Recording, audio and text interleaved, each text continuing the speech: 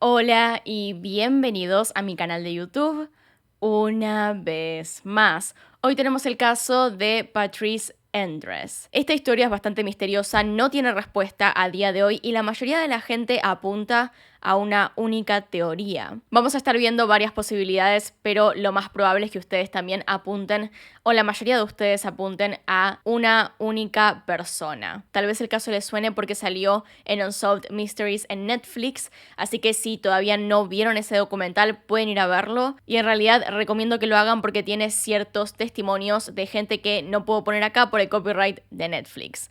Justamente. Así que si quieren saber cómo se comportan esas personas, vayan a verlo. Ahí arriba, en el que está en pantalla, pueden ver el resto de mis casos. Acá abajo tienen mis redes sociales por si quieren seguirme en alguna de ellas. Y sin nada más que decir, comencemos.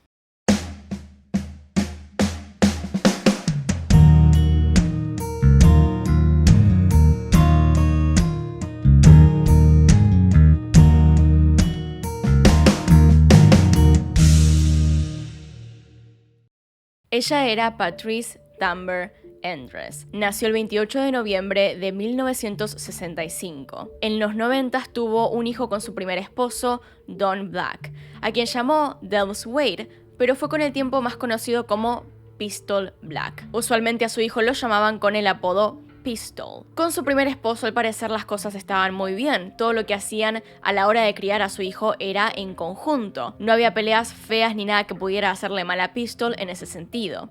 Incluso después de su divorcio, fueron buenos amigos durante mucho tiempo. Patrice y Pistol tenían una relación excelente. Eran muy cercanos y a ella le gustaba no perderse de nada en la vida de su hijo. Si había alguna práctica deportiva, algún juego, ella iba. Si había alguna actividad en la escuela, también. Para lo que sea que Pistol la necesitase, Patrice estaba. Ella trabajaba como peluquera. En su época de soltera entró a la peluquería donde trabajaba un hombre de alrededor 50 años. En ese momento ella tenía 30. Este hombre era Rob Endres, quien estaba buscando en su auto un lugar para cortarse el pelo y decidió entrar ahí. El tiempo pasó desde que se conocieron y el 2 de marzo de 1997 finalmente se casaron. El matrimonio había comenzado con una celebración hermosa. El vestido era perfecto y la sortija de matrimonio lo era también, al menos para ella. A la vez era bastante cara, un anillo de 2 bandas con un diamante en el medio. Es necesario decir que tal anillo la acompañaba siempre a donde iba. No solía sacárselo de la mano. En el inicio del matrimonio entonces todo parecía ir bien. Rob intentaba tener una buena relación con Pistol y lo trataba de manera amable. Lo mismo con Patrice. Parecían una buena familia y él un excelente padrastro. Sin embargo, con el paso del tiempo comenzó a intentar denigrar a Pistol. Le comenzó a hablar mal y a tratarlo de manera despectiva. Tal vez él realmente no quería tener un hijo o algo pasó que realmente desconocemos porque ninguno de los dos dijo que hubiese un accidente en el cual comenzaron a pelear. Pistol comenzó a vivir con él cuando tenía unos 9 años, pero en el momento en el cual llegó a la adolescencia, ya no le caía bien a Rob. Rob se excusa diciendo que Pistol estaba fuera de control, que hacía lo que quería y que no podía controlarlo. Por eso es que lo trataba tan mal. No sabemos cómo se llegó a esto, pero Pistol se sintió como si de un año para el otro su relación hubiese cambiado completamente. Con el tiempo y un poco de ayuda económica de Rob, Patrice pudo abrir su propia peluquería o salón de belleza. Ella adoraba su trabajo y le encantaba atender a sus clientes de la mejor manera posible. Además, solía cambiarle el pelo a su hijo a cualquier cosa que le pidiera, dándole diferentes estilos alrededor de los años. Patrice era una persona encantadora que amaba lo que hacía y la comunidad la quería mucho. Gracias a su forma de ser con los años, no solo formó clientes fieles, sino que también se hizo de muchos amigos. Finalmente, la relación entre Rob y Patrice también comenzó a romperse. Solían pelear demasiado, y según el resto de la familia, Rob le tenía celos a la relación entre Patrice y su hijo Pistol, además de ser muy controlador con la vida de su esposa. Todo esto solo causaba más peleas, claramente. Ya para el año 2000, Patrice le dijo a sus conocidos que quería el divorcio. A pesar de todo esto, una de las cosas más llamativas es lo que le preguntó a su hijo justo antes de desaparecer. En una conversación que parecía normal en un principio, Patrice le preguntó qué haría si algo le pasara a ella, a dónde iría, cuál sería su plan. A Pistol esto en ese momento no le llamó demasiado la atención. Recién se dio cuenta de lo raro una vez que ya era demasiado tarde. Con el tiempo la vida en familia se hacía cada vez más difícil. Pistol seguía creciendo y para el momento de los hechos estaba por cumplir los 16 años. Estaba en la secundaria y también en plena adolescencia. Por otro lado, Patrice seguía atendiendo en su salón. Con todo este contexto, entonces, pasemos al día de los hechos.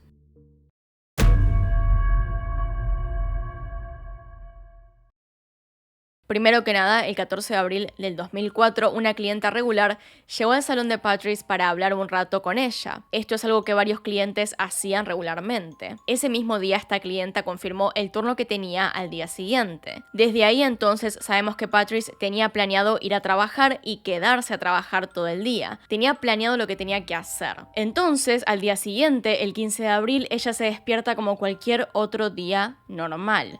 Solo que esta vez no lo era. Patrice va a despertar a Pistol y tienen una pequeña pelea porque él se quería ir temprano a la escuela para ver a su novia.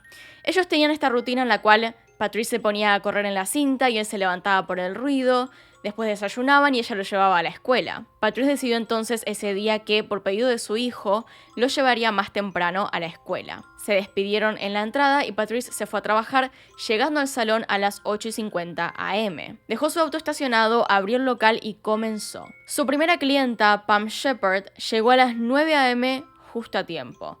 Les recuerdo que Patrice era una persona muy conversadora, muy amable, amistosa, y por todo esto sus clientes la conocían bien.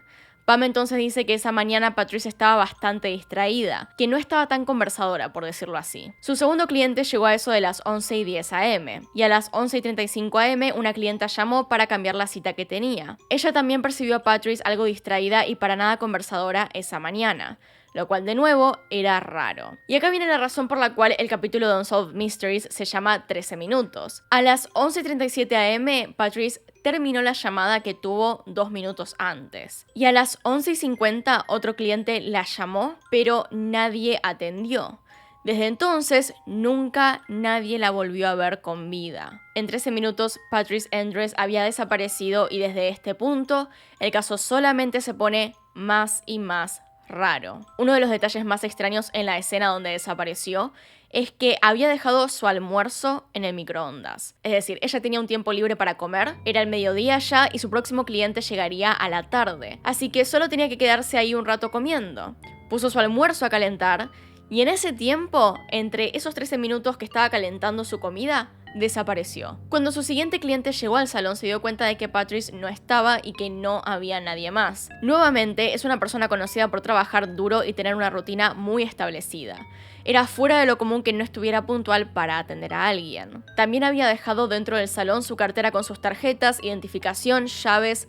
Todo estaba ahí. Dicho cliente pensó que debía llamar entonces al 911 para reportar la desaparición. Por esta llamada, el caso empezó a examinarse rápidamente. Cuando las autoridades llegaron, descubrieron que se habían sacado dinero de la caja registradora, la cual estaba completamente abierta, y que la cartera de Patrice, la cual se encontraba en el mostrador, también había sido revisada, pero no parecía faltar nada. Incluido, tenía su plata todavía dentro. Se me ocurre que Lau, las personas que se la llevaron, estarían buscando algo que pensaron tendría escondido en un lugar seguro como lo es una caja registradora o en su cartera.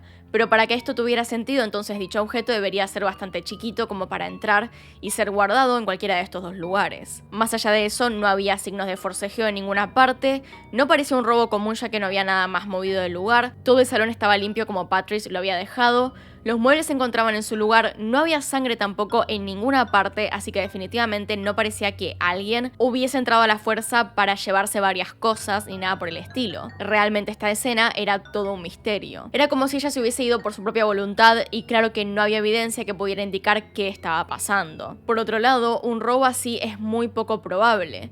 Para ese momento, Patrice había tenido tan solo 2 clientes.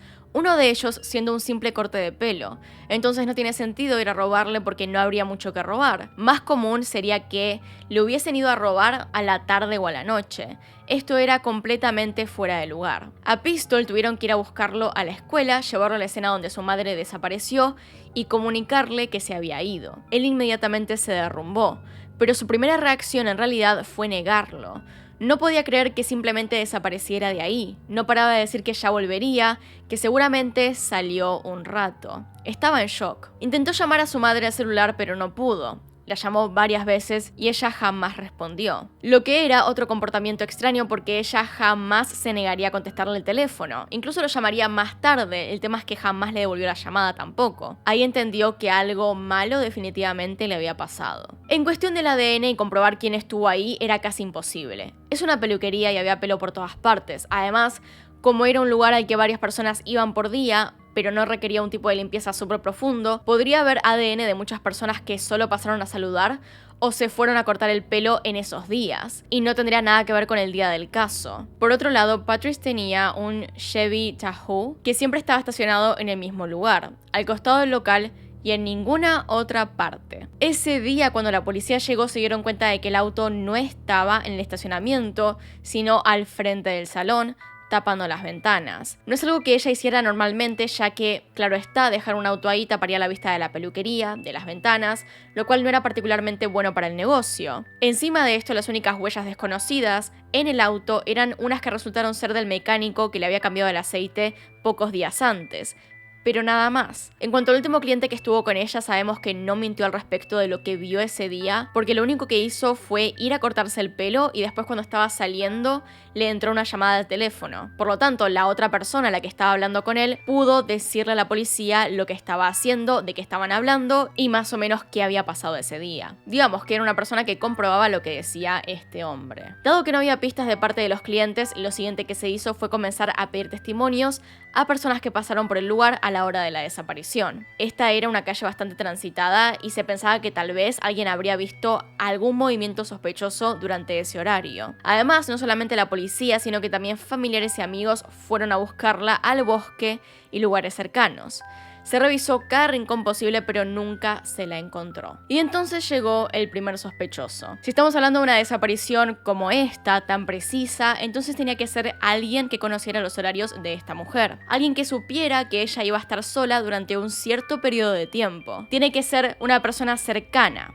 En este caso, se pensó en su esposo. Rob fue uno de los primeros en ser interrogados por la policía y su versión de lo que hizo ese día fue un poco sospechosa. Él todavía trabajaba en ese momento y dijo que ese día había estado en su trabajo desde la mañana hasta las 2 o 3 de la tarde. Había algunas maneras de comprobar esto, como por ejemplo la hora en la cual se registró en su trabajo. Pero también hubo una parte muy extraña. Por la mañana, antes de ir a trabajar, había viajado hasta Woodstock, en Georgia, a una estación de servicio que le quedaba 40 minutos de distancia de su casa. No estaba ni siquiera cerca de su trabajo como para ponerlo de excusa. La gran pregunta era por qué una persona iría tan lejos para cargar combustible. No tiene ninguna lógica, incluso si hubiera una gran oferta. Gastaría más yendo que aprovechando tal oferta. Además, no es algo difícil de falsificar, porque lo único que tendría que hacer para comprobar que estuvo ahí sería mostrar un ticket o la transacción de la tarjeta. Pero dicho ticket no diría la patente del auto, así que podría haberle dado la tarjeta a cualquier persona para que se hiciera pasar por él. Solo bastaba con que alguien fuese hasta este lugar a 40 minutos de distancia, pagase con su tarjeta y tendría un ticket perfectamente válido con un horario que le convenía. Esto mismo se puede decir también para el hecho de que conociera su rutina. Podría simplemente habérsela comentado a su cómplice. En cuestión de gente que vio algo en ese momento, hubo 2 personas que reportaron haber visto un auto parecido a un Chevy Lumina, pero no estaban seguros. Sabían, eso sí, que era de color azul. Estas personas vieron el auto a la hora en la cual ella desapareció en la puerta del salón. Tenía un sticker de Georgia Quail Wildlife y Tammy Fincher, la testigo que dio más información con respecto a todo esto, conocía a Patrice y pasaba por ahí con su auto cuando vio lo que estaba sucediendo. La puerta del salón estaba abierta y enfrente a este auto azul vio a 2 mujeres. Una bajita, vieja quizá, y una mujer más alta de tez más oscura. Ella describe que estaban muy juntas y parecían agarrarse de las manos, aunque desconoce cuál era la situación y qué hacía cada una. Quizá una de ellas se había caído o la otra la estaba empujando. No lo sabe, en realidad nadie más vio esta escena, pero definitivamente le llamó la atención. La mujer alta podría haber sido Patrice. Tammy, por su parte, se culpa de no haber hecho nada, de no haber parado al ver que algo estaba pasando, aunque claramente no es su culpa. La escena tampoco parecía tan llamativa. A mi parecer, si yo hubiera pasado por ahí manejando, me hubiera parecido que una señora se fue a hacer el pelo y se cayó, entonces Patrice intentó levantarla. La situación, como ella la describe, no parece nada más. No es llamativa, pero justo pasó en ese momento. Lo que sí, Tammy está muy segura de que este auto era un Lumina azul. Mientras que el segundo testigo dijo haber visto también un auto azul, pero de otra marca. De todas formas, eran de marcas muy parecidas. La forma del auto era más o menos la que están viendo ahora. Otro testigo que dijo haber pasado por ahí a esa hora en la cual ella desapareció, también le advirtió a la policía que había visto a un hombre con el pelo por los hombros estacionado con su camioneta blanca en la puerta del salón. Dio también una muy buena descripción a detalle de esta persona, que a propósito no se parecía a Rob, pero servía como pista para buscar a alguien similar a lo que ella describió, así que se hizo un identikit. La policía creía entonces que tenía una buena pista, hasta que en marzo del 2005 esta persona admitió que le había mentido a la policía y que la información que había dado era falsa, o sea que este hombre y la camioneta blanca nunca existieron. Y se estuvo buscando una persona que ni siquiera se sabe si existe. A su vez, mientras la gente buscaba a Patrice, Rob dijo que estaría atento a su teléfono, así llegaba a casa o a cualquier noticia de ella. Sin embargo, a menos de 24 horas de que se informara su desaparición, cambió todas las cerraduras de la casa. Todas. Él dijo que esto era por seguridad, pero hizo algo mucho peor casi inmediatamente. Echó a Pistol de su casa ese mismo día, la casa que en realidad también era de él. Él era su padrastro y debía contenerlo en esta situación. Pistol jamás pudo volver a dormir en esa casa. Todo esto hizo que su luto también fuera muy diferente. No podía despedir a su madre. No tenía con qué, ni un recuerdo de ella, más que la última vez que la vio antes de entrar a la escuela. Él dijo en el documental que esto lo hizo crecer muy rápido. Cumplió sus 16 años y su vida había cambiado por completo. En un intento de recuperar a su madre, él salía al bosque a gritar el nombre de Patrice para ver si podía encontrarla. Sin pistas, nada, solo intentando que alguien lo escuchara y le respondiera. Lo único que le quedaba en ese momento era la granja de su padre Don. Sin embargo, él había caído en una gran depresión, así que Pistol no tenía un buen apoyo emocional para la terrible situación que estaba pasando. Y a ver, entiendo que Rob admite que se llevaba mal con Pistol y quizá no le gustaba como era, pero hay un gran problema con no querer siquiera consolarlo o dejarlo entrar a su propia casa. Era su casa. Si se casó con la madre de este chico, el chico vive con él. No se lo puede dejar así nomás porque sí. Es algo que la verdad no me entra en la cabeza, porque al casarte con alguien sabes que estás teniendo que hacerte responsable de sus hijos si son menores. No es una reacción para nada normal. Ninguna de sus reacciones fueron normales. Él se excusó diciendo que había cambiado las cerraduras por seguridad, pero en ese punto, ¿cómo iba a saber quién se había llevado a Patrice o qué le había pasado? ¿Cómo sabría que su vida estaba en algún peligro? ¿Seguridad de qué? Todos contaban en ese momento, en menos de 24 horas, que ella siguiera estando viva y quizá perdida en alguna parte. Digamos que si sabía algo, definitivamente no se lo dijo a la policía y por lo tanto nosotros tampoco lo sabemos. Además, mientras su esposa estaba perdida en alguna parte, quién sabe dónde, fue a comprar cerraduras y tuvo el tiempo de cambiarlas en lugar de ir a buscarla con el resto de las personas. Esto es una reacción anormal. Por otra parte, otro dato que no se menciona demasiado porque la verdad es que no es una razón para juzgar a alguien, solo es un detalle más, es que Rob se volvió a casar después de todo esto. No lo encuentro como una razón por la cual culparlo, pero ahí tienen la información si les sirve de algo. En los 16 años que transcurrieron desde la desaparición de Patrice, 2 asesinos en serie separados, Jeremy Brian Jones y Gary Michael Hilton, han sido sospechosos de haberla matado. Y Jones incluso confesó el asesinato de entre los más de 20 que había cometido. Él afirmó que había secuestrado, agredido y asesinado a Patrice, arrojando su cuerpo en un arroyo en un condado vecino. Evidentemente, cuando le dijo esto a la policía, la fueron a buscar, pero no se descubrió nada en ese momento. Aunque pensaron por un tiempo que tenían al asesino de esta mujer en sus manos, por las descripciones que daba de todo. Sin embargo, Jones más tarde reveló que en realidad se había inventado la historia para obtener mejor comida y privilegios de teléfono y visitas a la cárcel. Lo realmente interesante es que él sabía demasiado sobre el caso,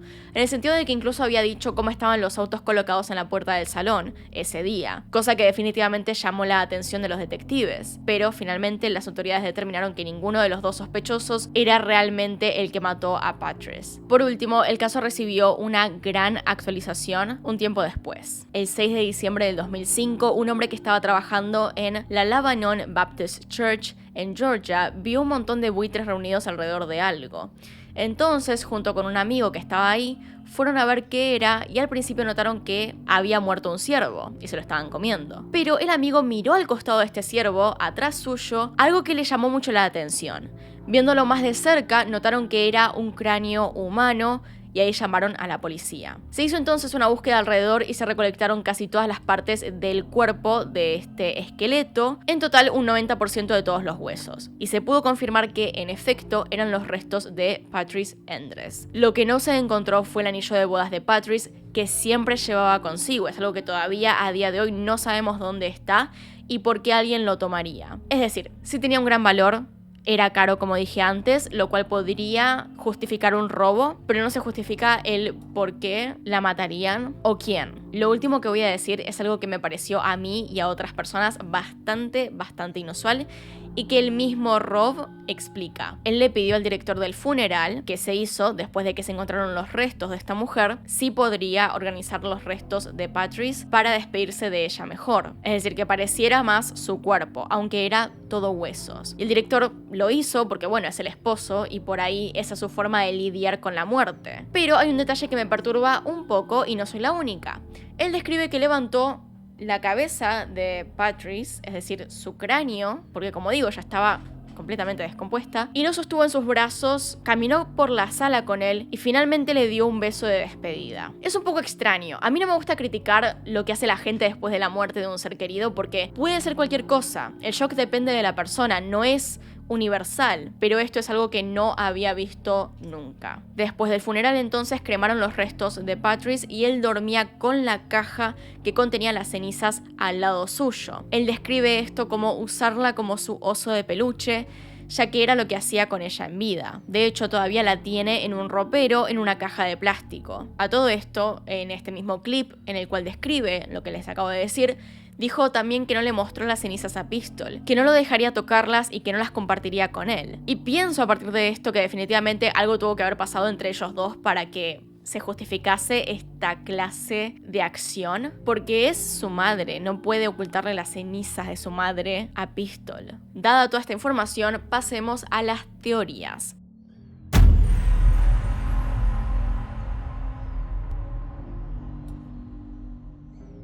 La primera que quiero decir es la del robo que salió mal. Como les comenté antes, saquearon básicamente su caja registradora y su cartera, lo cual me indicaría que si estaban buscando algo en particular que no fuese solamente dinero, sería algo pequeño, algo chico, de un tamaño que entrase en ambas cosas. A la vez, su anillo desapareció y el anillo de bodas que tenía era bastante caro. Entonces puede ser que una persona que la conocía un poco de alguna parte quisiera ese dinero y haya entrado a buscar el anillo. Y quizá el plan inicial era no ser reconocido, pero ella en algún momento tal vez le vio la cara y se tuvo que deshacer de la testigo. Tal vez ninguna de las personas cercanas a ella tienen que ver con este caso y quizás sí fue una persona que tal vez era cliente, vio el anillo, quiso sacárselo, lo reconoció y tuvo que hacer esto. Esa es una de las explicaciones más fáciles que se me ocurren. Por otro lado está la teoría del asesino ocasional. Suele pasar que hay asesinos sin un plan, que saben cómo llevarse a alguien y hacerlo desaparecer, pero que por ahí no conocen a esa persona. Son asesinos que no se fijan demasiado en la vida de esa persona, sino que encuentran un momento justo para secuestrar a alguien y se lo llevan. De esta manera realmente jamás podríamos saber quién se la llevó y quién la mató, porque probablemente no sería alguien cercano a ella. Uno de estos sospechosos sería Gary Michael Hilton, una persona que no solía planear a fondo lo que hacía. Un oportunista, por decirle de una manera. Según tenemos entendido, fue investigado y dio que no podía ser que fuese el asesino de esta mujer, pero la posibilidad, por más pequeña que sea, sigue estando ahí. O de que haya sido un asesino con el mismo modus operandi. Por último, el más sospechoso de este caso es el marido de Patrice. Más que nada lo sospechoso es todo lo raro que hizo y cómo se comportaba. Él había estudiado criminología y aseguraba saber del tema. También estaba muy defensivo sobre su coartada y de que no podían comprobar que él estuviera cerca de la escena del crimen, aunque no sabemos muy bien cuál fue. Según él, cerca del salón por lo menos no estaba, pero como dije, eso realmente no se puede comprobar. A ver, Rob niega todo lo malo que se dijo acerca de su relación y dice que su esposa no quería divorciarse ni que se estaban peleando. pero además acusa a Pistol de haberse comportado mal y de que él era el problema. Les recuerdo que sacó de la casa a Pistol cuando era tan solo un adolescente, sin ningún tipo de piedad y sin darle siquiera sus cosas. Sin embargo, el problema más grande que tiene la gente con él, e incluyo en esto a los investigadores, es que se le ocurrió en menos de 24 horas de la desaparición cambiar todas las cerraduras de la casa, diciendo que simplemente era por seguridad. Algunas personas podrían pensar que en realidad esto es más bien porque retrasaría el que alguien entrase al lugar, como por ejemplo Pistol, que tal vez no quería que viera nada. Quizá había algo importante dentro de la casa. Y la verdad, su comportamiento con respecto a la muerte de Patrice una vez que se la encontró es un poco feo. Parece más obsesivo. Está bien que de vuelta cada persona toma el luto a su manera, cada persona responde a la muerte de maneras diferentes y puede ser que en serio esa sea su manera de tratarlo y que no tenga nada que ver con todo esto, pero sigue siendo muy llamativo. Aparte de todo, realmente nunca explica qué pasó con Pistol para no quererlo en lo más mínimo y no dejar que se acerque siquiera a las cenizas de su madre. No se entiende si le pasó algo o si tal vez lo hace nada más por maldad, para hacerlo sufrir. Pero bueno, díganme qué opinan con respecto a este caso. Y les digo de nuevo, vayan a ver la serie de Netflix, no es propaganda, simplemente es el lugar donde están todas las personas y sus reacciones. Tal vez eso les dé una mejor idea del caso que simplemente yo explicándolo acá. Entonces, hasta acá llegamos. Acá están los Patreons y los miembros del canal. Gracias por apoyarme a través de esas plataformas. Y sin nada más que decir, acá tienen un video nuevo, acá tienen un video recomendado. Se pueden suscribir haciendo clic en mi cara y nos vemos en otro video. Adiós.